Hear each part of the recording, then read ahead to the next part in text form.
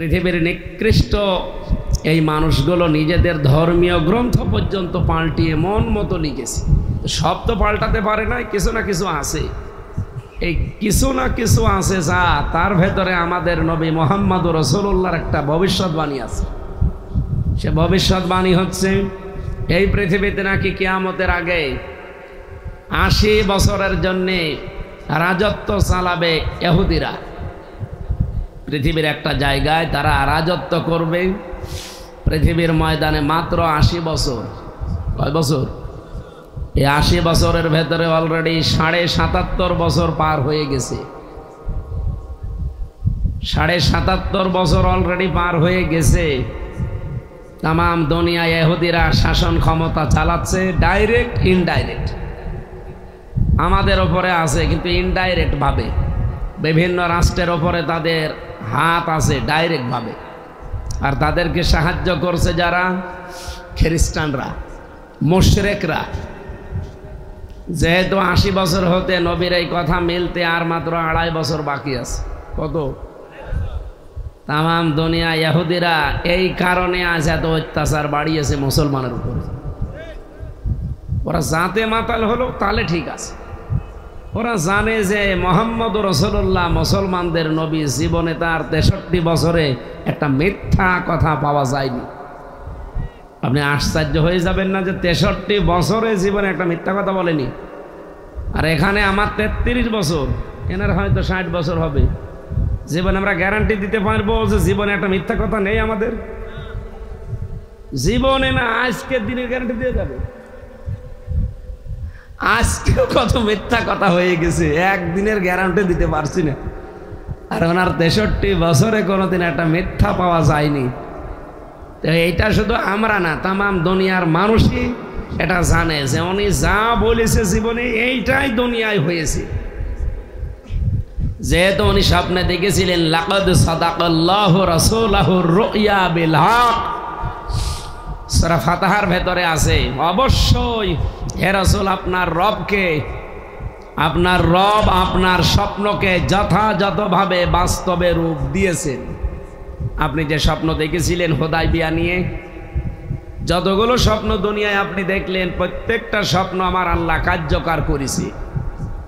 এই সূরা ফাতিহার ভেতরে বিস্তারিত এই স্বপ্নের ব্যাখ্যা আছে। রুইয়া বিল হক, যেমন তেমন ভাবে আপনার স্বপ্ন আমি বাস্তবে রূপ দেয়নি, সত্য এবং সততার সাথে হক ভাবে দিয়েছি। তামাম পৃথিবীতে মানুষ যারা তাদের জন্য কোরআন, কিন্তু অন্য ধর্ম ওটা সবার জন্য না। ইহুদি ধর্ম ওদের নিজেদের জন্যে।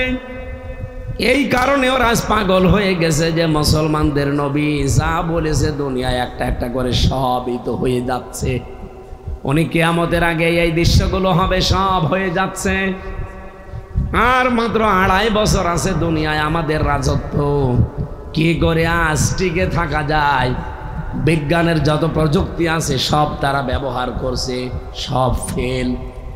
কারণ নবীজির কথা যত বিজ্ঞানী বলেন তাদের উপরে।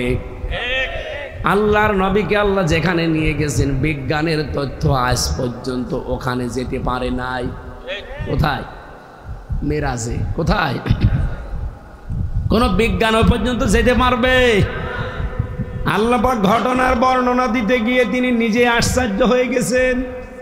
আপনি যারা আলেম আছে জিজ্ঞাসা করেন সুবহানাল্লাযী আসরা বিআবদিহি লাইলাম মিনাল মাসজিদিল হারামি ইলাল মাসজিদিল আকসা ইলা আখিরি আয়াত। পবিত্রতায় আল্লাহর জন্য যিনি তার বান্দাকে মসজিদে হারাম থেকে মসজিদে আকসা পর্যন্ত ভ্রমণ করিয়েছিলেন। আমার এই আয়াত বলা উদ্দেশ্য না, বলা উদ্দেশ্য সুবহান শব্দটা। রব্বুল আলামিন কথা বলতে গিয়ে এমন একটা শব্দ দিলেন যার নাম বাংলায় বলে আশ্চর্য। সুবহানাল্লাহ মানে কি? আশ্চর্য। আল্লাহ কথাটা বোঝাতে গিয়ে আশ্চর্য শব্দ দিলেন। তার মানে মেরাজ এমন কায়দায় আল্লাহ তৈরি করেছেন পৃথিবীর কোনো মানুষের এই ব্রেনে ধরবে না। এই জন্যই তো আবু জাহেল বিশ্বাস করে নাই। নবীজি যখন এসে বলেছিলেন যে আমার মেরাজ হয়ে গেল ২৭ বছরের একটা মেরাজ, মাত্র কয়েক মিনিটেও না, কারণ সে বর্ণনা তিনি দিচ্ছিলেন ওটা কয়েক মিনিটেও লাগে না। এখনো পর্যন্ত শিকল নড়তেছে, অজর পানি গড়িয়ে যাচ্ছে, বিছানা গরম আছে, খুব বেশি হলো 4-5 মিনিটের বেশি শিকল নড়ে। অজর পানি গড়াতে 2-1 মিনিটে বন্ধ হয়ে যায়।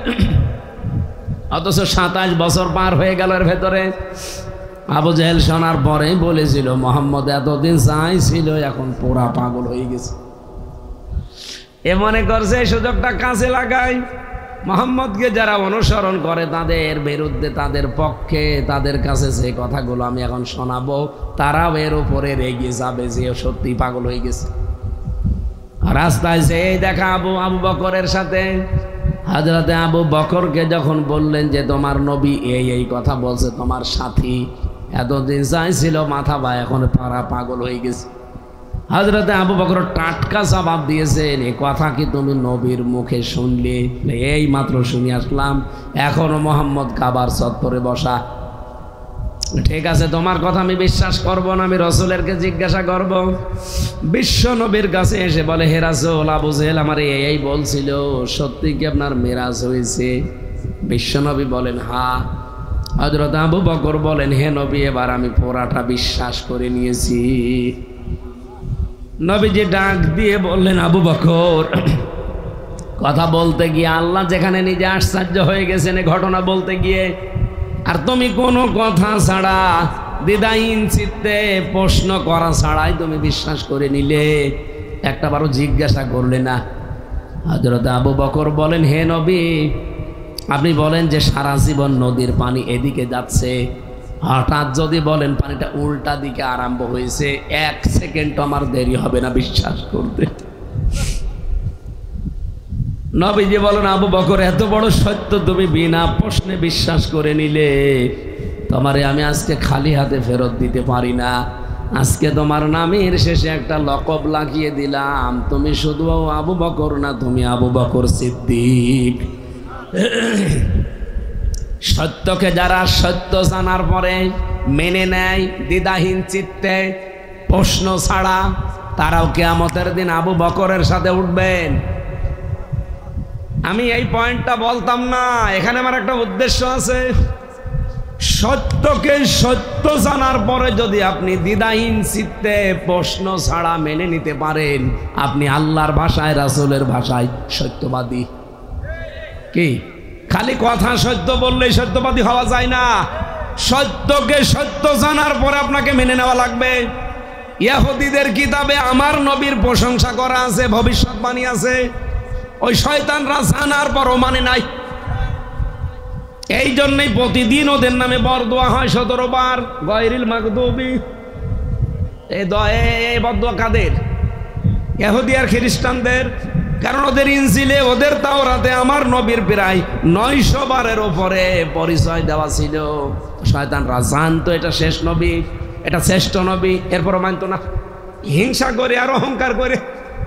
আজ কেউ হক দল কোনটা জানার পরে হিংসা করে, অহংকার করে মানতে না চান, আপনারও অবস্থা ইহুদি খ্রিস্টানদের মতো হবে। কি বোঝাতে চেয়েছে আপনি না বুঝলে এনারা বুঝেছে। প্রতিদিন আপনি নিজের বিরুদ্ধে বরদোয়া করছেন কমপক্ষে 17 বার। অন্য কোনো নামাজ যদি নাও পড়েন, অন্তত ফরজ নামাজ তো পড়েন। ফরজ নামাজ পড়লে এই দোয়াটা পড়া লাগে। এই আয়াতটা কতবার? গায়রিল মাগদুবি আলাইহিম ওয়ালাদ-দাল্লিন। এই যে বরদোয়া দিচ্ছি ইহুদি আর খ্রিস্টানদের, কেন? কারণ তারা সত্যকে সত্য দেখার পরে, জানার পরও মানে নাই। আমাদের জাতির পিতা হযরত ইব্রাহিম, উনি সত্যকে অনুসন্ধান করছিলেন। ফালাম্মা জান্না আলাইহিল লাইলু রাআ কাওকাবা ক্বালা হাযা রাব্বি ফালাম্মা ফালা ক্বালা লা উহিব্বুল আফিলিন। চন্দ্রদেশ তারকা দেখার পরে বললেন, এটা আমার বড় রব হবে। যখন ওটা ডুবে গেল, বলে না, যেটা ডুবে যায় আমি ভালোবাসি না, তাদের পছন্দ করি না। পরবর্তীতে তিনি চাঁদ দেখলেন, ওইটাও ডুবে গেল, বলে না, ওটাও পছন্দ করি না। সূর্য দেখলেন, বললেন এটা শুধু রব না, হাজা রব্বি হাজা আকবার, এটা বড় রব। ওইটাও যখন ডুবে গেছে, বলে না, ডুবে যাওয়া জিনিস আমি পছন্দ করি না। ইন্নী ওয়াজ্জাহতু ওয়াজহিয়া লিল্লাযী ফাতারাস সামাওয়াতি ওয়াল আরদা হানিফা ওয়া মা আনা মিনাল মুশরিকিন। একটু ভালো করে খেয়াল করে শুনবেন, আমি পয়েন্টে যাব। হযরত ইব্রাহিম বলেছিলেন, আমার এই চেহারা আজ আমি ঘুরিয়ে দিলাম। আকাশের জমিনের যিনি উদ্ভাবক, ফাতারাস সামাওয়াতি ওয়াল আরদা, খালাকার ফাতারা, এর ভেতরে পার্থক্য কি? উনি তো খালাকা বলতে পারতেন, ফাতারা দিলেন কেন? খালাকা মানে সৃষ্টি আল্লাহ করেছেন একটা জিনিস দেখে আর একটা, এটাকে আরবিতে খালাকাও বলা হয়। আবার এমনিতেই কোনো সৃষ্টির আকৃতি ছাড়া আপনি তৈরি করবেন, এটার নামও খালাকা বলা হয়। কিন্তু ফাতারা বলা হয় কোনো আকার আকৃতি ছাড়া, কোনো রকমের মডেল ছাড়া যেটা এমনিতেই বানানো হয়, তার নাম ফাতারা। আমার আল্লাহ আসমান আর জমিন বানিয়েছেন একটা দেখে আর একটা। বলেন, আল্লাহ পাক কোনো চিহ্ন ছাড়া, কোনো মডেল ছাড়া, কোনো আকার আকৃতি ছাড়া তার নিজের মনে চা লেগেছে, তাই দিয়ে তিনি 6 দিনে ফি সিত্তাতি আইয়াম, 6 দিনে আসমান আর জমিন আমার আল্লাহ নিজের মন মতো করে সাজিয়েছে। জোরে বলেন সুবহানাল্লাহ। শব্দটা উনি চয়ন করেছেন কিভাবে দেখেন, ইন্নী অবশ্যই আমি, ওয়াজ্জাহতু আমি চেহারা ঘোরালাম। এই চেহারা মানে আমার এই 3.5 হাত বডি না। চেহারা বলতে এই পৃথিবীতে যত কিছুর দিকে আমার মুখ ছিল, আমি প্রথমে মুখ করেছিলাম চন্দ্রের দিকে, সূর্যের দিকে, তারকার দিকে, ওদের মতো গাছের দিকে, মাছের দিকে, দুর্গার দিকে, দরগার দিকে, সব আমি মুখ ফিরিয়ে নিলাম। কার দিকে ফিরিয়েছি? ফাতারাস সামাওয়াতি ওয়াল আরদ, যিনি আসমান আর জমিনের উদ্ভাবক। হানিফা, আমি লোক দেখানোর জন্য ফিরে আসি নাই, সত্যি আমি একনিষ্ঠভাবে ফিরে এসেছি। ওমা আনা মিনাল মুশরিকিন, আর আমি মুশরিক না। এই গ্যারান্টি দেওয়ার পরে আল্লাহ এত বেশি খুশি হয়েছিলেন হযরত ইব্রাহিমের প্রতি, কিয়ামত পর্যন্ত যারা হজ করতে যাবে, এদিকে তাকান, হজ করতে যারা যায় প্রথমে যে কথা বলা লাগে, লাব্বাইক আল্লাহুম্মা লাব্বাইক লা শারীকা লাকা লাব্বাইক ইন্নাল হামদা ওয়ান নি'মাতা লাকা ওয়াল মুলক লা শারীকা লাকা লাব্বাইক। আবার সর্বশেষ যেদিন বিদায় তাওয়াফ করে আসবেন, ওই দিনও আপনাকে এই কথা বলা লাগে, সর্বশেষ লা শারীকা লাকা।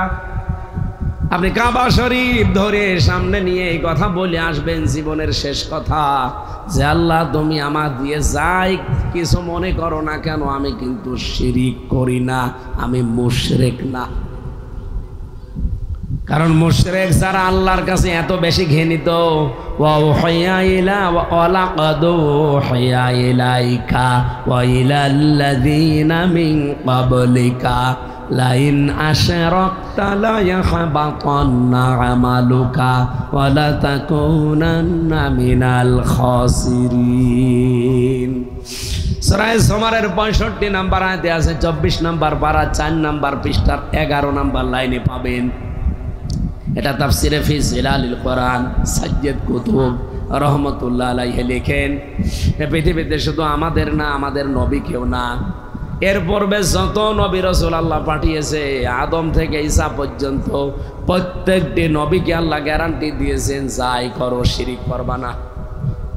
ওয়ালাকাদ অবশ্যই উহিয়া ইলাইকা ওয়া ইলাল্লাযীনা মিন ক্বাবলিকা, হে নবী শুধু আপনাকে না, আপনার পূর্বে যত নবী রাসূল দুনিয়ায় পাঠিয়েছি প্রত্যেকটি নবী রাসূলকে আমি এই ওহী করেছিলাম যে শিরিক, বলেন শিরিক করবা না। শিরিক কাকে বলে? এই যে আমি মুশরিক আর ইহুদিদের নামটা নিয়েছি, আমার কথাগুলো শুধু ওই যে পয়েন্টটা মনে রাখবেন, শিক্ষা বের হবে। কেন আমি ইহুদি আর মুশরিকদের নাম কোরআন থেকে বের করে শোনালাম, যারা পৃথিবীতে জঘন্যতম শত্রু মুসলমানদের? কেন? আমি তো ইহুদিদের পরিচয় বললাম, এরা সত্যকে সত্য জানার পরও মানে নাই, কি কথা বুঝতেছেন? আর মুশরিকরা এই মানুষগুলো যে শিরিক করার কারণে এত বেশি ঘৃণিত হয়ে গেছে আমার আল্লাহর কাছে। ইয়া আইয়ুহাল্লাযীনা আমানু ইন্নামাল মুশরিকুনা নাজাসুন, কি ওরা এত নাপাক হয়ে গেছে, আল্লাহ ইমানদারকে বলেছেন সাবধান, যারা মুশরিক ওরা নাপাক। ওরা কি? আরো জোরে বলেন। এই নাপাক জাতি আমাদের প্রতিবেশী। এই নাপাকরা প্রতিবেশী থাকার কারণে আজ আমরা দাঁড়াতে পারি না। কয়েকদিন আগেও মালয়েশিয়া ছিলাম, আমরা 2004 সাল থেকে দাঁড়িয়ে গেছে, অথচ মালয়েশিয়াটা পুরা আপনাদের এই বান্দরবন, কক্সবাজার অথবা যে খাগড়াছড়ি, রাঙ্গামাটি এইরকম এলাকা, বাংলাদেশের চাইতে প্রায় 5 ডবল বড় পুরা এলাকাটাই সব এরকম, অথচ তারা দাঁড়িয়ে গেছে আজ। তাদের আশপাশের প্রতিবেশীগুলো থাইল্যান্ড, ইন্দোনেশিয়া, সিঙ্গাপুর, তারা খারাপ হোক কিন্তু প্রতিবেশীগুলো ক্ষতি করে না। আর আমরা এমন প্রতিবেশী পেয়েছি, শয়তানরা খালি মিথ্যা কথা বলে। 54 বছর আমাদের বিরুদ্ধে মিথ্যা ছড়িয়েছে তামাম দুনিয়ায় যে আমাদের দেশে নাকি সংখ্যালঘু নির্যাতন হয়, এদের নাকি জঙ্গি ভরে গেছে। অথচ আজ 8 মাস 5 দিন চলছে, কোন জঙ্গি আছে? আজ 13 তারিখ না, 11 13 হলে আপনি আগস্টের 5 তারিখের পরে দেশটা স্বাধীন হয়েছে দ্বিতীয়বার, এর 3 দিন পরে ডক্টর ইউনূস ক্ষমতা নিয়েছে। কথা বলেন না কেন? তাহলে ওই দিকে 3 দিন, আর ওদিকে 5 দিন, 8 দিন বাদ দেন, 13-র ভেতরে 5, আর ওদিকে 8 মাস। 8 মাস 5 দিন হয়ে গেল বাংলাদেশে কোনো জঙ্গি আজ পর্যন্ত ধরা পড়েছে শুনেছেন? তার মানে জঙ্গি বলে কিছু নেই। ওই 2-1 একটু উগ্র আছে। আমি জেলখানায় 3 বছর ছিলাম, কয়েকটা উগ্র পেয়েছিলাম। আল্লাহর এক বান্দার নাম আব্দুল মতিন, ও আছে আল্লাহর দলের সভাপতি সারা বাংলাদেশের। নাম শুনেছেন? আল্লাহর দলের সভাপতি। ওনার একদিন বললাম, ভাই আপনি তো সভাপতি, আল্লাহর দলের সেক্রেটারি কে? বলছে আমার ছেলে। ও সভাপতি, ও ছেলে সেক্রেটারি। এই দেশে আর কেউ নেই। এই হচ্ছে জঙ্গি। এগুলো পুরা নাটক। এটা এই ইহুদিরা, এই খ্রিস্টানরা আর মুশরিকরা টাকা পয়সা দিয়ে বাংলাদেশে এই দেশটা যেন অস্থিতিশীল থাকে, এই দেশে যেন ইসলাম মাথা চাড়া দিয়ে উঠতে না পারে। বিশ্বের মোড়লদেরকে, আমাদের এই উগ্রপন্থী হিন্দু দাদা বাবুরা, এই শয়তানরা সারা দেশে, সারা বিশ্বের মানুষকে জানিয়েছে যে এই দেশে জঙ্গি আছে। অথচ 8.5 মাস 5 দিনে কোনো জঙ্গি, কোনো নাটক হয়েছে? হবে কি করে? কারণ নাটক যে লিখবে সেই তো পালিয়েছে। নাটক বসে বসে লিখত, আর ওই নাটক মন্তস্থ করত। আমার মতো মানুষেরও নাম দিয়েছিল জঙ্গি। আনসারুল্লাহ বাংলা টিমের প্রধান আমি, অথচ ওটা কি আমি জানি না। আমারও যদি বলে যে আনসারুল্লাহ বাংলা টিমের প্রধান, আমার রিমান্ডে জিজ্ঞাসা করেছিল অফিসার যে আপনি নাকি আনসারুল্লাহ বাংলা টিমের প্রধান। বুঝে সে কি, ও খেতে হয় না সিবাতে হয়?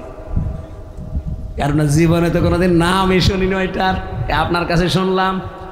আপনি যদি আমারে অন্তত এই দেশে যারা রাজনীতি করে প্রচলিত তাদের নামও বলতেন, তাও তো অন্তত তো শয়তান বিশ্বাস করত। তো যা দিয়েছেন ও তো শয়তানও বিশ্বাস করে না। তাহলে এই নাটকগুলো বন্ধ হয়ে গেছে, কিন্তু খ্রিস্টান বিশেষ করে এই মুশরিকদের এই মিথ্যা কথা এখনো বন্ধ হয়নি। ওদের মুখ জোর কমে, ওদের বর্ডারে পৌঁছে যাচ্ছে পেঁয়াজ, আলু, চিকিৎসার জন্য লোক পাচ্ছে না। কারণ এখন চীন যে আন্তর্জাতিক মানের হাসপাতালগুলো বানিয়ে দেওয়ার চেষ্টায় আছে, তুরস্ক, পাকিস্তান থেকে যে খাবার আসতেছে, ও দাদা এমনি ধুতি পরে আছে, তো ধুতি খুলে নেংটি বেরিয়ে যাবে, তো টের পাচ্ছে না। কয়েকদিন আগে ডক্টর মোহাম্মদ ইউনূসের কাছে হাত জোড় করে নাই, দেখেন না আপনারা ব্যাংককে, যে আপনি হাত জোড়ে এমনি করছেন, অথচ আপনাদের তুলনায় আমরা মাত্র 29 ডবলের 1 ডবল মাত্র। এই বাংলাদেশ 29টা জোড়া দিলে যত বড় হয়, ভারত একাই অত। তাদের কাছে আমরা একটা পাড়ার মতো, অথচ দাদা দেখলাম হাত জোড় করে আছে। কি শান্তি যে লাগলো, মনে হচ্ছে একটা ছাগল জবাই করি। আরে শয়তান, সারা জীবন মিথ্যা কথা ছড়িয়েছে এই বাংলাদেশের বিরুদ্ধে। আমার মনে হয় জন্ম অবৈধ, তাছাড়া এত মিথ্যা কথা মানুষ বলে বৈধ জন্ম হলে। আমি শিরিক শব্দটা মুশরিক পর্যন্ত এসেছি, এই জন্য মুশরিকটা বোঝাচ্ছি। শিরিক করলে মানুষ হয়ে যায় কি বলেন না কেন? আর মুশরিকরা আল্লাহর কাছে ঘৃণিত, ওদের জন্য আল্লাহর জান্নাত হারাম। ইন্নাহু মা ইউশরিক বিল্লাহি ফাকাদ হারামাল্লাহু আলাইহিল জান্নাহ। যারা শিরিক করে তাদের জন্য জান্নাত কি? আরো জোরে, আরো জোরে। এখন আপনাদের এলাকায় শিরিক আছে কিনা আমি জানি না, দেখেন তো। না আমি আগে বলি, আপনি যদি মওলানা হয়ে যান তাহলে আমরা নিয়ে আসবেন। এক কথায় বলছি, শিরিক বিজাত, শিরিক বিসিফাত, শিরিক বিল ইখতিয়ারা, শিরিক বিল হুকুক, এটা এক একটা আবার 4 প্রকার করে ভাগ আছে। 4 4 16 প্রকার। এটা আবার আপনি বিশ্লেষণ করবেন, কমপক্ষে পাবেন 42 প্রকার। এটা আবার ভাগ ভাগ শ্রেণী বিন্যাস করবেন, এটা হবে 72 প্রকার। এই 72 প্রকারকে ভাগ করলে হয় 120 প্রকার। এবার আপনারে বলা লাগবে, যারা বললেন জানি শিরিক কি বলেন। আপনি যে বললেন শিরিক জানি, অত সহজ এমনি আমার কুষ্টিয়া থেকে নিয়ে এসেছেন? এই একটা সিন রকাফ, এর ভেতরে এত কথা লুকিয়ে আছে। এই 1 ঘন্টা না, কিয়ামত পর্যন্ত চতুর শিরিক নিয়ে আলোচনা করলো শেষ হবে না, এত কথা আছে। এসব কিছুর সামারাইজ আমি এক কথায় বলতে পারি, শিরিক হচ্ছে আল্লাহ যেটা পারে ওটা অন্য কেউ পারে, এই বিশ্বাস করার নাম শিরিক। এবারে বোঝা যায়নি? আপনি হয়তো এইটা বলতে, কিন্তু 120 প্রকার এখন বলতে পারবেন। শিরিক বিজাত, এটা আবার 4 প্রকার। শিরিক বিসিফাত, শিরিক বিল হুকুক, শিরিক বিল ইখতিয়ারা, আমি তাফসিরে পড়েছিলাম এগুলো। এক কথায় যেহেতু জবাব দিতে চেয়েছি, যা বললাম এটা মনে রাখবেন। আপনাকে দিয়ে কেউ শিরিক করাতে পারবে না ইনশাল্লাহ। আল্লাহ যেটা পারে ওইটা অন্য কেউ পারে, এই বিশ্বাস করার নাম। আর শিরিক যে করে সে, আরো জোরে বলেন, মুশরিকের জন্য জান্নাত, জাহান্নাম। জাহান্নাম হারামারি হয়, জাহান্নাম ওয়াজিব। এবার আসেন তো দেখি আমাদের এই এলাকায়, আপনাদের এই কক্সবাজারে শিরিক আছে। আমি আজকে চুল কাটলাম কক্সবাজারে, আমি বুঝি নাই। চুল কাটার পরে লোকটার এই এখানে দেখছে এটা কি বাধা। আমি বলছি যে আপনি কি? বলছে আমি হিন্দু। ও, আপনি আগের থেকে বলবেন না? বলছে কেন? আমি মনে করছি আপনি মুসলমান, আমি আল্লাহ রসুলের কত কথা বলছিলাম, আপনি তো কিছুই বলেন না। এলাকায় শুনলাম বলছে না, কিসের শিল যেন নাম বললো, ওই এলাকায় ওনার বাড়ি, বহু হিন্দু ওই এলাকায় আছে। শিরিক হচ্ছে আল্লাহ যেটা পারে। এ পৃথিবীতে আইন তৈরি করতে পারে কে? অন্য কেউ পারে? বলেন বলেন। তাহলে বাংলাদেশে যারা আল্লাহর পাঠানো, আল্লাহর তৈরি করা আইন বাদ দিয়ে অন্যের আইন প্রতিষ্ঠার জন্য চেষ্টা করছে, তারা শিরিক করছে। শিরিক করলে মানুষ মুশরিক হয়, মুশরিক হলে তার জন্য জাহান্নাম, জান্নাত। এরপরও যদি কেউ না বোঝার ভান করে থাকেন, এদিকে আসেন, আসেন আসেন আসেন। কানের নিচে এমন জোরে 2টা দেব না, সব টের পেয়ে যাবে। বলেন এ পর্যন্ত বুঝেছেন কিনা, তারপর আমি সামনে যাব। যে আল্লাহ যেটা পারে ওইটা অন্য কেউ পারে। তাহলে আল্লাহ পাক আইন দিতে পারে, অন্য কেউ পারে না, আপনি নিজেই বললেন। তাহলে আজকে থেকে মেনে নেওয়া লাগবে না যে আল্লাহর আইনের বাইরে যা আছে ওই রকম দল আমি মানি না। ও বলছে না, বুঝে শুনে কথা বলেন ভাই। আমি ওয়াজ ওইভাবে করি না, গতানুগতিক কথা বলে কোনো লাভও নেই। আমি কানে হাত দিয়ে টান দিলাম, আপনি শুনিয়েই গেলেন, বাড়ি যাওয়ার সময় ভুলে গেলেন। না, সংশোধন হওয়া লাগবে এখন। যারা আল্লাহর আইনের বাইরে আছে, সে যদি আমার বাবাও হয়, ওই দল আমি আর নেই। কারণ আমি কি মুশরিক হব আমার বাবার কারণে? হযরত ইব্রাহিম পারতেন না বাবার মতো মুশরিক হতে? করেছিলেন। উনি হক অনুসন্ধান করছিলেন, সত্য কোনটা, সত্য কোনটা, সত্য কোনটা, শেষে পেয়ে গেছেন। তারপরে বললেন ইন্নী ওয়াজ্জাহতু ওয়াজহিয়া লিল্লাযী শুধু বলেন নাই হানিফা, আমি একনিষ্ঠভাবে ধরলাম, বলেছেন ওমান আমিনাল মুশরিকিন, আজকে থেকে ঘোষণা দিলাম আমি মুশরিক না। সুবহানাল্লাহ বলতে পারেন নাই? আপনি হক অনুসন্ধান করে সত্য পেয়ে গেছেন, এরপরেও যদি আপনি এই হককে হক মনে না করেন, আবার ওই বাবার মতো, সেই কে ইব্রাহিম নবীর বাবার নাম ছিল আজর, তারেক, ওর মতোই যদি আপনি করেন, আপনারও খবর আছে। ওর বাবাকে, ওনার বাবাকে যেমন আল্লাহ মাফ করে নাই, কিয়ামতের দিন শুকরের আকৃতি দান করবে, শুকরের আকৃতি দিয়ে গলার ভেতরে জাহান্নামের চেন বাঁধবে, এভাবে টেনে নেবে যাবে ফেরেশতারা। নবীর বাবাকে শিরিক করার কারণে এই আজরকে, তারেককে যদি জাহান্নামে টেনে নিয়ে যায়, আপনার বাবা কোথাকার কে? শিরিক বন্ধ করা লাগবে আজকে থেকে। এই একটা ওয়াজ মেনে নিলে তো বাংলাদেশে ইসলাম কায়েম হয়ে যাবে। যারা আল্লাহর আইন চায় না, অন্যের আইন চায়, তারা মুশরিক। কারণ আইন দেওয়ার ক্ষমতা কোনো বাবার, কোনো স্বামীর নেই, কার? এরপরও যদি না মানেন, আমার বলার দায়িত্ব আমি বলে দিয়েছি, এবার আপনার বিবেকের দায়িত্ব। দ্বিতীয় নম্বরে সন্তান দিতে পারে কে? দু একটা পীর সাহেব পারে না, মানে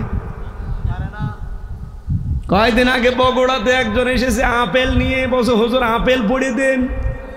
আমি সূরা ফাতিহা পড়ে ফু দেব, হঠাৎ আমার কানের কাছে মুখ নিয়ে বলছে হুজুর এমন ভাবে আপেল পড়বেন যেন ছেলে হয়। ছেলে কি আমি ডাউনলোড করে দেব? আপেল দিলাম ফেলে, আপেল কই ফেলে দিয়েছি কেন? আরে ভাই আপেল পড়ে যদি ছেলে হয়, তো আমার ম্যাডামের 3টে ছেলে মেয়ে হইতো না? আমারই 3টে মেয়ে, আমি ম্যাডামরে খালি আপেল খাওয়াতাম পড়ি পড়ি। কি বিশ্বাস মানুষের দেখেছে, মনে করছে হুজুর দিয়ে আপেল পড়ালে মনে হয় ছেলে হবে। আমি আবার বলছি, ওই বগুড়ার ওই পাগলের মতো করবেন না। আমি কেন কাবা শরীফের ইমাম, ওকে যদি আপেল পড়ে দেয় ছেলে দেওয়ার সম্ভাবনা আছে, কারণ এটার দায়িত্ব কার? লিল্লাহি মুলকুস সামাওয়াতি ওয়াল আরদ ইয়াখলুকু মা ইয়াশা ইয়াহাবু লিমান ইয়াশাউ ইনাসা ওয়া ইয়াহাবু লিমান ইয়াশাউ যুকুর আও ইউযাওবিজুহুম যুকরানা ওয়া ইনাসা ওয়া ইয়াজআলু মান ইয়াশাউ আকিমা ইন্নাহু আলিমুন কাদির। বলেন আল্লাহু আকবার। এটা সূরা শুরার 49 নম্বর আয়াতে আছে। রাব্বুল আলামিন বলেন, আসমান জমিনের রাজত্বের মালিক আমি আল্লাহ, যাকে ইচ্ছা সৃষ্টি করি। কাউকে আমি কন্যা দেই, কাউকে পুত্র দেই, কাউকে ছেলে মেয়ে দুইটাই দেই, কাউকে কিচ্ছু দেই না, বন্ধা করে রাখি। সুতরাং ছেলে মেয়ে দেওয়ার ক্ষমতায় পৃথিবীতে আল্লাহর কোনো বাবার। আরো জোরে বলেন। এমনকি ছেলে হবে না মেয়ে হবে, হাত আল্লাহ কাউকে দেয়নি। এটা যদি আমাকে দিত সত্যি, এই 3 নাম্বার মেয়ে আমি জীবনও নিতাম না। কি কথা বলছেন? এমনকি ম্যাডামের এই 3 নাম্বার মেয়েটা হওয়ার আগে আমি কাবা শরীফ পর্যন্ত ঘুরিয়েছি। আমরা হজে গিয়েছিলাম সবাই মিলে।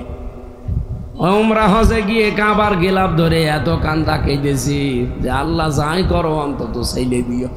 তো দেখি না, ও আবার মেয়ে। আমি নারাজ না, আমি খুশি আছি। 3টা মেয়ে পেয়ে আমি নবীজির মতো খুশি। কারণ এই যে মানুষ উল্টা পাল্টা কিছু কথা বলে যে আপনি যা করবেন কামাই, সব খাবে জামাই। না, আমার তো ছেলে নেই, এই জন্য কামাইয়ের প্রতি আমার আর কোনো ই নেই। সাতা করে করবো, যা করবো আপনারা দেবে, সবাই জামাই খাবে।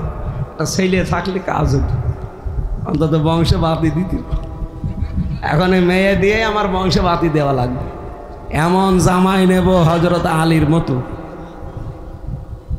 কিন্তু এত দূর তো আর বিয়ে দেওয়া যাচ্ছে না। কুষ্টিয়া, চুয়াডাঙ্গা, মেহেরপুরে এরকম লাইনে দেওয়া লাগবে যেন বাড়ি যাওয়া যায়। আর এখানে বিয়ে দিলে আমার 2 দিন লাগবে আসতে।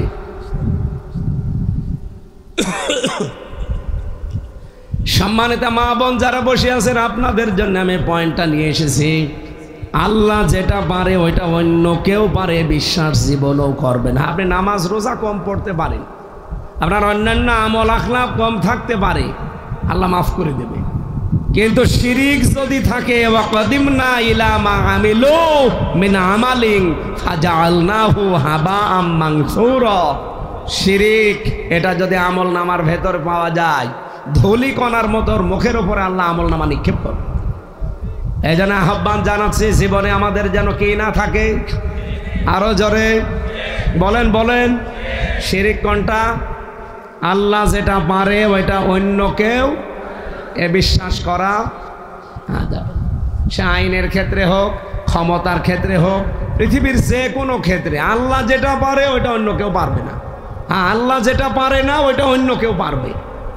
আল্লাহ পারে না এমন কাজ নেই, নেই। বলেন কোনটা আছে? বলেন।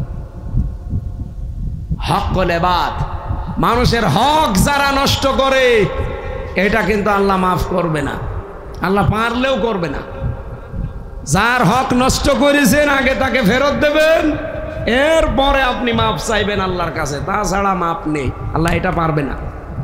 আর সে আয়াতই পড়েছি, 152 নম্বর আয়াত সূরা আনআমের, ওয়ালা তাকরাবু মালাল ইয়াতীমি ইল্লা বিল্লাতি হিয়া আহসান হাত্তা ইয়াবলুগা আশুদ্দা। রব্বুল আলামিন বলেন, সাবধান, এতিমের মালের কাছেও যাবা না উত্তম ভাবে ছাড়া, যতক্ষণ সে পরিপূর্ণ বালেগ না হয়। এখানে এতিম মানে আমরা বাংলাদেশে অনেকেই মনে করি এতিম মানে যার মা বাবা নেই, নাকি? না, এটা মা বহুবচন শব্দটা আপনি তাফসীর আধুনিক গুলো দেখবেন, এতিম মানে শুধু মা বাবা নেই, এরা এতিম না। আপনার মা বাবা আছে, তাহলে এটা এতিম না, এটা বুড়ো এতিম। আরে ভাই, আমার নাই মা বাবা আছে, আমি এতিম না, এটা তো মা বাবা নেই, এটা এতিম। অনেকে বলে ছোটবেলায় মা বাবা মরে গেল, এটা এতিম না, শুধু এইটা এতিম না। এতিমের এত মর্যাদা, এত দাম আল্লাহর নবী দিয়েছেন। কেউ যদি এতিমের মাথায় হাত বুলিয়ে দেয়, যতগুলো চুল পড়বে অতগুলো নেকি হবে। কারো অন্তর যদি কঠোর হয়ে থাকে, কেউ যদি এতিমের মাথায় হাত বুলিয়ে দেয়, তার অন্তর আল্লাহ নরম করে দেয়। সুবহানাল্লাহ বলতে পারেন নাই? এতিমটা কি এটা আগে জানা লাগবে। এবার কান খাড়া করে শোনেন, পৃথিবীতে যে যেখানে আছি আমরা, ওই জায়গার নিচে যারা আছে সবাই আমার কাছে এতিম। আমি কথা বোঝাতে পেরেছি কিনা বলেন? আমি যেখানে আছি এই জায়গার নিচে যারা আন্ডারে বাস করে তারা আমার কাছে, বলেন বলেন। আমি একটা অফিসের অফিসার, বস, এই নিচে আমার প্রায় 10,000 মানুষ আমার আন্ডারে কাজ করে। আমার নিচে যত মানুষ আছে সবার চাকরি আমার হাতে। আমি ইচ্ছা করলে সকালে তারে বাদ দিতে পারি, বিকালে আর একজনকে নিতে পারি। কথা বলেন না কেন? তাহলে আমার কাছে তারা কি? আরো সরে বলেন বলেন। এরকম প্রত্যেকটা পর্যায়ে আপনি মিলান। এই দেশে যিনি দায়িত্বে ছিল হাসিনা, হাসিনার নিচে এই দেশে আমরা 18 কোটি মানুষ তার কাছে এতিম। এটাকে এবার বোঝানো লাগবে। আপনাদের এলাকার এমপি ছিল যিনি, এই পেকুয়ার আর চকরিয়ার মিলে কি নাম আমি জানি না, যাই হোক, এটা তার এমপি বলা যায় না, এটা তো বিনা ভোটের এমপি। আমি এটা বানিয়ে বলছি বিনা ভোটের এমপি। আমি নিজে সাক্ষী না, আমার 33 বছর বয়স, 18 বছর থেকে ভোট দিতে পারলে 3 বার ভোট দিতে পারতাম, একবারও দিতে পারি। তাহলে আপনি ভোটের এমপি বলবেন কি করে? তো বিনা ভোটের এমপি কে ছিল এখানে? ওই বাটি যাবো আল্লাহর ওলির হোটেলে কালকে আমি থাকতে গিয়েছিলাম, যে দেখি কারা আগুন ধরিয়ে দিয়েছে, পুড়িয়ে শেষ। কালকে রাতে থাকতে গিয়েছিলাম রাত 4টার সময়, 3টার সময়। কাল মাহফিল ছিল, বাসকালি শেষ করে মনে করলাম ওখানে থাকবো, সকালে এখানে আসবো। যে দেখি এক লোক বসে আছে সামনে, বললাম এই হোটেল, হুজুর হোটেল আল্লাহ রাস্তায় চলে দিচ্ছে, আগুন ধরিয়ে মানুষ পুড়িয়ে দিয়েছে, কাজ মাছ দেখছে না, ভেঙে শেষ। বাড়ি জাফর ছিল এখানকার। কি করলেন আপনি বিনা ভোটের এমপি হয়ে? এখন তো বাড়িতেও থাকতে পারেন না। তা আমি নিজে যেহেতু প্রমাণ, আমি ভোট দিতে আজ 3 বারের একবারও পারলাম না। তার এই 3 বারে যারা এমপি ছিল প্রত্যেকটা এমপি অবৈধ। বৈধ করার জন্য যারা চেষ্টা চালিয়েছে তারাও অবৈধ। কি কথা বলেন না কেন?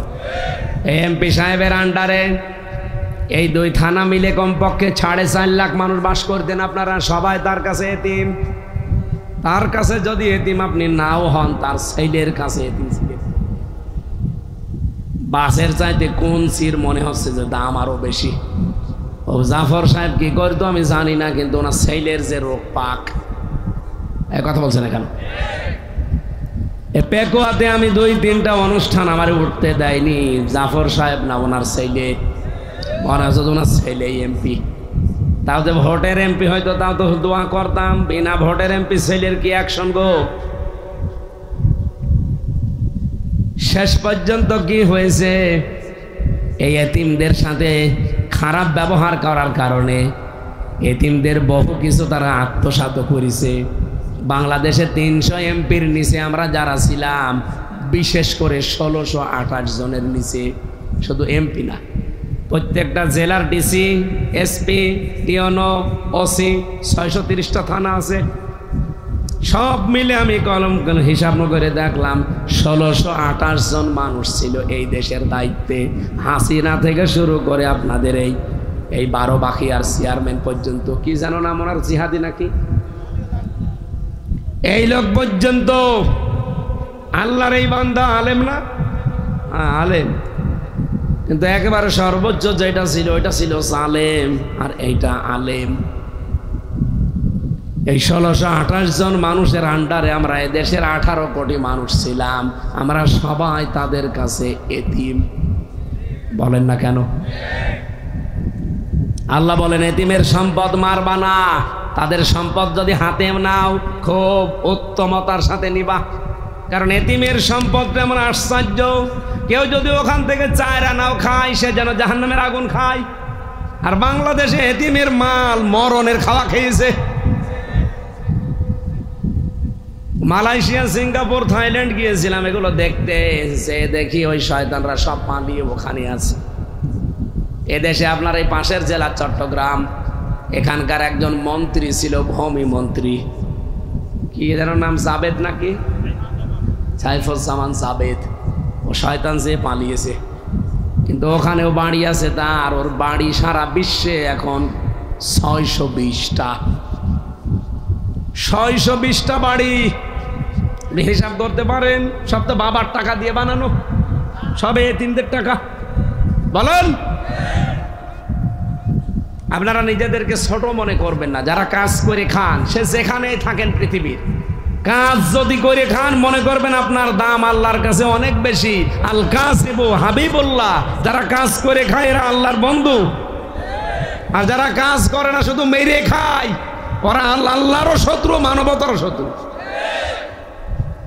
620টা বাড়ি বানিয়েছে। একটা বাড়িতেও তো থাকতে পারেন না এখন। বাইরের দেশে যে ওই যে সেকেন্ড হোম বানিয়েছে, থাকতে পারে না। সাহেব পাড়া বানিয়েছে, থাকে না। বেগম পাড়া বানিয়েছে, থাকে না। থাকে হোটেলে। একবার হোটেলে থেকে নিচে নেমে দেখি 2 শয়তান বসে চা খাচ্ছে। কি গো হুজুর, আমরা আগে পালিয়েছি। পালাবেন কেন? পালাবেন কেন? এতগুলো বাড়ি বানালেন, একটা বাড়িতেও থাকতে পারেন না। এত টাকা পাচার করলেন বাইরের দেশে। এই টাকাগুলো দিয়ে যদি বাংলাদেশে মানুষের কর্মসংস্থান তৈরি করে দিতেন। বাংলাদেশে 35 লাখ যুবক বেকার। কত? 35 লাখ। এই যুবকগুলো বেকার থাকতো না, উত্তম কর্মজীবন পেত তারা।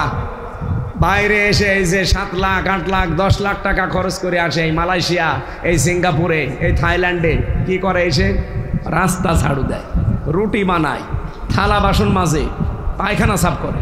আমি নিজে দেখে এসেছি। অথচ এই দেশে এই 7.5 লাখ টাকা, 10 লাখ টাকা খরচ করে একটা সম্মানজনক কর্মজীবন সে তৈরি করতে পারত। ওই টাকাগুলো যদি পাচার না হতো। শয়তানরা পাচার করে করে দেশটা ফোকলা বানিয়ে ফেলেছে।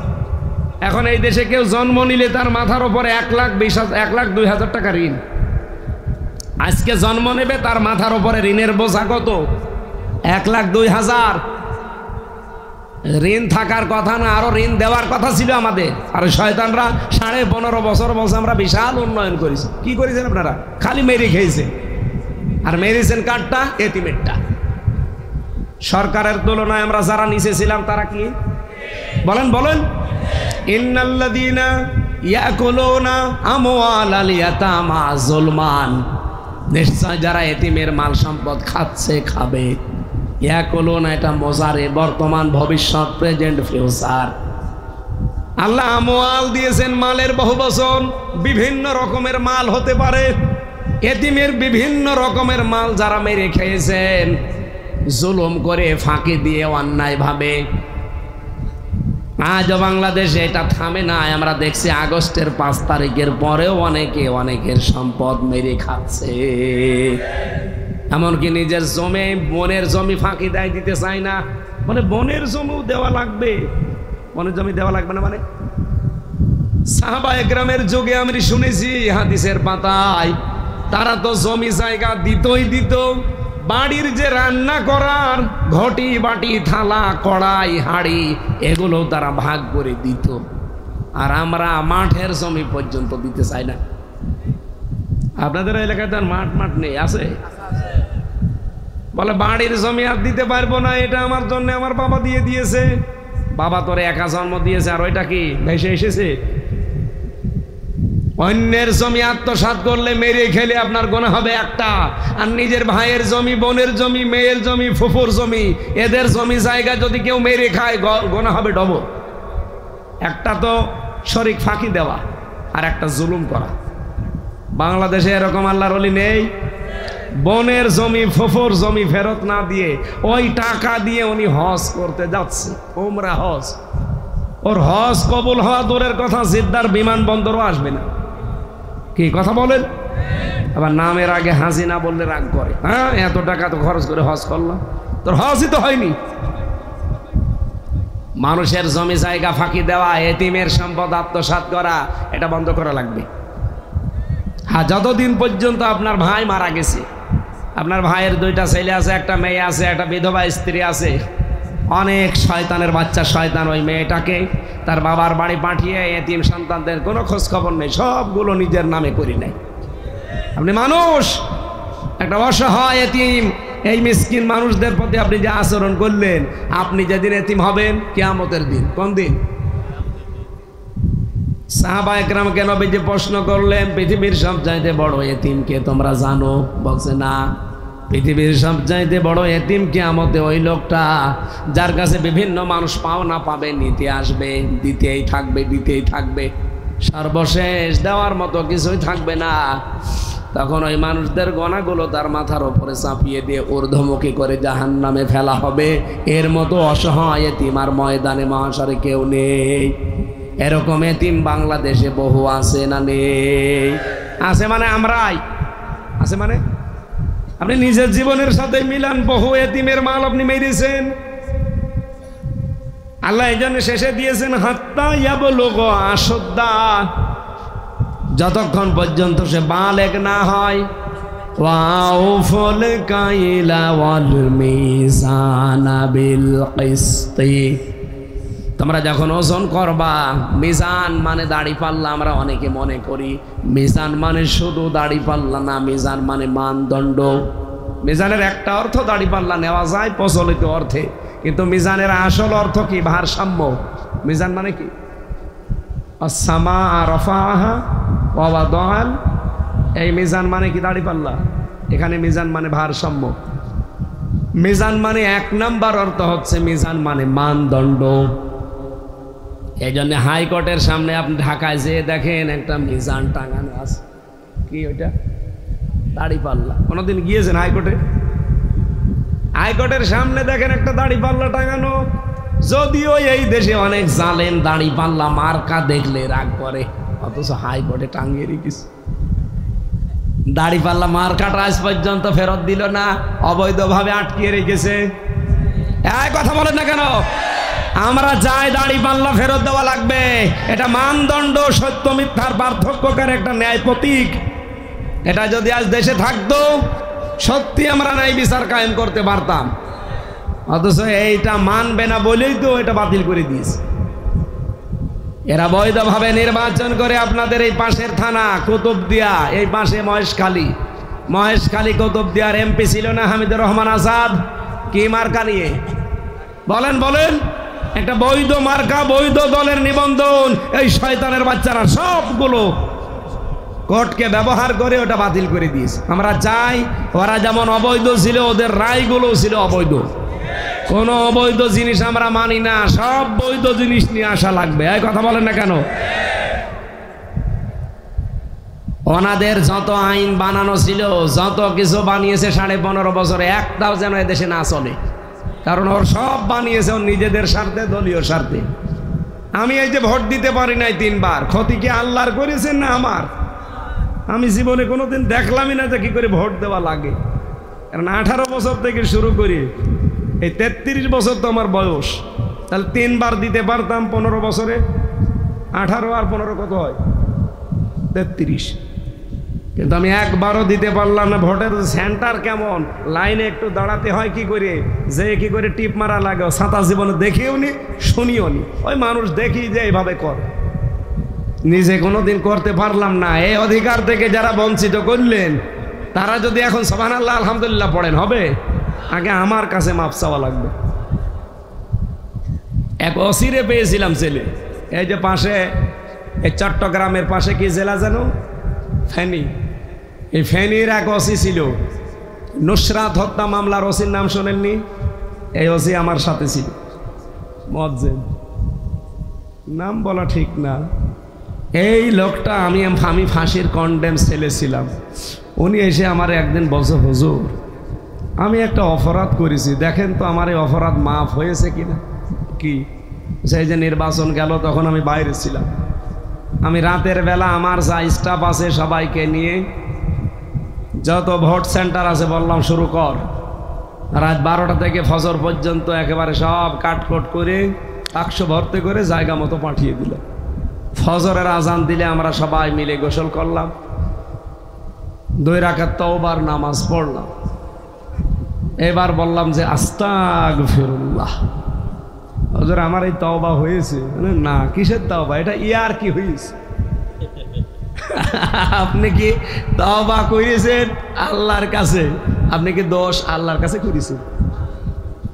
আপনি ভোট কেটেছেন, একটা এমপি বানাতে হলে 3.5 লাখ 4 লাখ মানুষ লাগে, তাদের ভোট কেটে আপনি নিজে তারা এমপি বানিয়ে দিলেন, আর আপনি আল্লাহর কাছে আস্তাগফিরুল্লাহ পড়েন। এর সিটারি না? বললাম আপনার মাফ হয়নি, আপনি তো 8 বছর জেল খাটবেন, 8 বছর পরে বের হবেন। বের হয়ে যদি দেখেন যে হ্যাঁ ওই 3.5 লাখ 4 লাখ মানুষ বেশি আছে, তাদের কাছে যে মাফ চেয়ে নেবেন।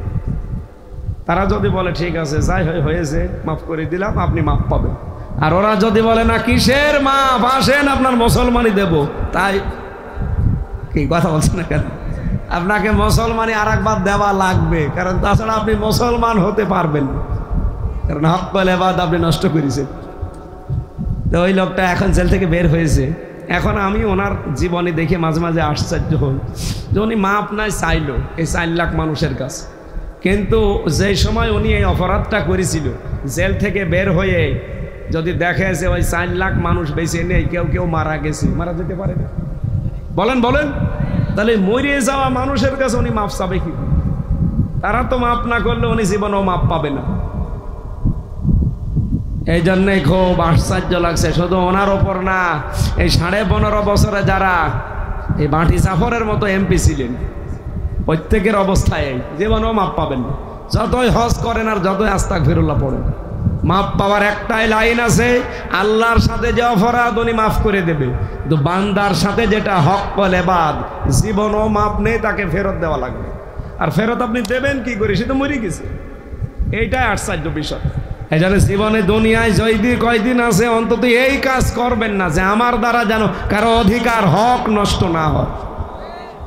বলেন বলেন, এই যে ওজনে কম বেশি যারা করেন, আল্লাহ যে মিজান দিলেন, ন্যায় বিচার কায়েম করো, মিজান কায়েম করো, কি এটা? কি বহু মানুষ দেখি, ভালো মানুষ দেখতে মনে হয়, ওজন করার সময় 1 কেজির জায়গায় মনে হচ্ছে 1.5 কেজি দিচ্ছে, তো বাড়ি যেই মেপে থাকবেন 1400 টাকার বেশি হয়। কি? আমি একবার মাংস কিনছিলাম, কুষ্টিয়ার বড় বাজারে। আরে ভাই, ওটা তো আমি হালকা দেখলেই বুঝি, আপনার মাথা কম্পিউটার, এটাতে এমনি হুজুর লেখা দেখলে বুঝে ফেলেছে যে কি করা লাগবে। আপনার এত বারবার দেখানো লাগে? ওনারে আমি জিজ্ঞাসা করলাম যে ভাই, আপনি যেভাবে ঝোল দেন আপনার তো লস হবে। হুজুর লস হয় হোক, দোয়া করেন। দোয়া করব আর আপনার বরকত হয়ে যাবে, এ কি বিশ্বাস। পাশে এক দোকানদারকে বললাম, ভাই দেখেন তো কেমন বেশি দিয়েছে। মেপে দেখছি 1 কেজি নিয়েছিলাম, 200 টাকা কম, 1400 টাকা। ও এই দোয়া চাচ্ছে।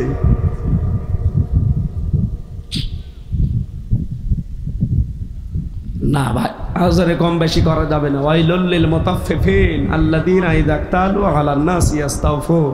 ধ্বংস হয়ে যাক ওই মানুষগুলো যারা ওজনে কম বেশি করে। 8 ঘন্টা ডিউটির জন্য লোকটাকে নিলাম, 6 ঘন্টা কাজ করে, 2 ঘন্টা বিড়ি খায়। মানুষ নেই, আপনার পুরো 8 ঘন্টার ডিউটি হারাম হয়ে যাবে। এই জন্য 8 ঘন্টা ডিউটি যখন নিয়েছে সঠিকভাবে ডিউটি করবেন, পুরা ডিউটিটার টাকা হবে হালাল, ওইটা দিয়ে আপনি খাদ্য খাবেন, রক্ত গোশত যা তৈরি হবে সব জান্নাতের। এবাদত মন্দি কি কম হলেও অসুবিধা নেই, তো খাদ্য যেন হালাল হয়, মানুষের হক যেন নষ্ট না হয়।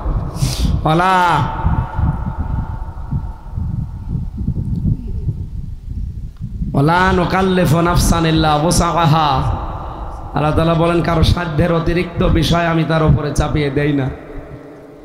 আর যখন কথা বলবা পৃথিবীতে সত্য কথা বলবা, যে যদি নিকট আত্মীয় হয়। এই জন্য আমাদের এই দল বেদল আমি দেখি না, সত্য কথা আসলে সেটা আমার বলা লাগে। কিছু মানুষ দেখি মন খারাপ করবে না, হুজুর শুধু টেনে বলছে। আরে ভাই, টেনে বলা না, সঠিক কথা বললে সবাই খুশি হবে না, কিছু মানুষ তো বেচারা হবে। কারণ সবাইকে নবী পর্যন্ত খুশি করতে পারে না, পেরেছে? ওয়াউফু বিল আহদি, যখন কারো সাথে ওয়াদা করবা তখন এই ওয়াদাটা পূর্ণ করবা। আজ ইসরায়েল ওয়াদা করেছিল যে যুদ্ধবিরতি, শয়তানরা সেই ওয়াদা ভঙ্গ করে লক্ষ লক্ষ মানুষকে দুনিয়া থেকে বিদায় করে দিচ্ছে, ঘর বাড়ি থেকে তাদেরকে বের করে দিচ্ছে। ওরা নিজেরা ওদের নিজের ওয়াদা ঠিক রাখে না, ওরা আল্লাহর অভিশপ্ত এই পৃথিবীতে। ওরা আমাদের মুসলমানের জন্য এই মুশরিক আর ইহুদিরা জঘন্যতম শত্রু। বুঝছেন? মুসলিমদেরকে এখন এই কথাটা সামনে নিয়ে ঐক্যবদ্ধ হওয়া দরকার। ওরা যেমন সব এক হয়ে যাচ্ছে, 200 কোটি মুসলমান আমরা সব ভুলে এক হওয়া লাগবে। কালকে বাংলাদেশ একটু হালকা দৃশ্য দেখিয়েছিল, সব এক হয়ে গেছে।